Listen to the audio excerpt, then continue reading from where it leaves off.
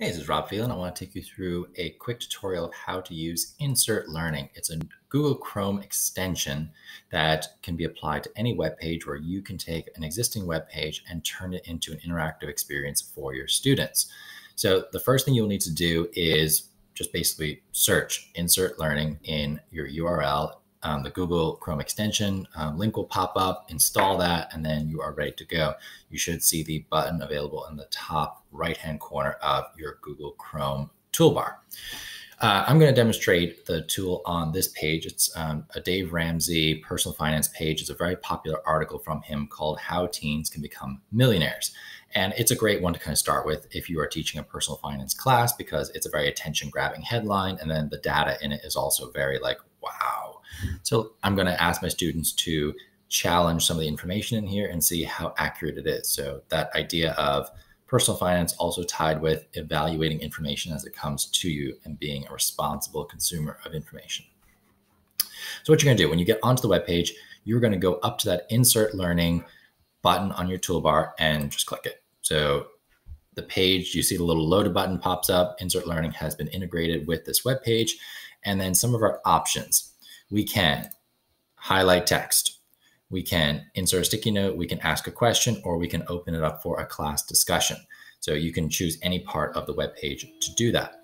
So the bit I'm going to look at is down here. There's a chart, and it's this chart with Jack and Blake, and it demonstrates two different scenarios. One where this character Jack starts investing at 21 years old, puts $2,000 or $2,400 a year aside, and then stops investing at age 30, lets it ride. And then another person, Blake, who starts investing at 30, invests $2,400 for the rest of his days until 67. And then we look and see that their final amounts are in fact different. Jack has $2.5 million, Blake has 1.48.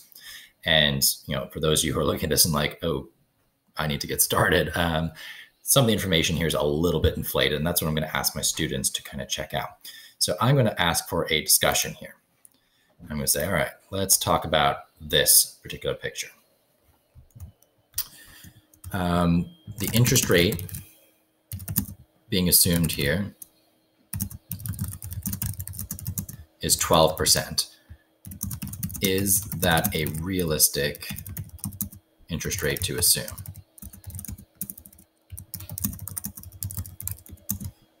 And then I want them to find some data to back it up.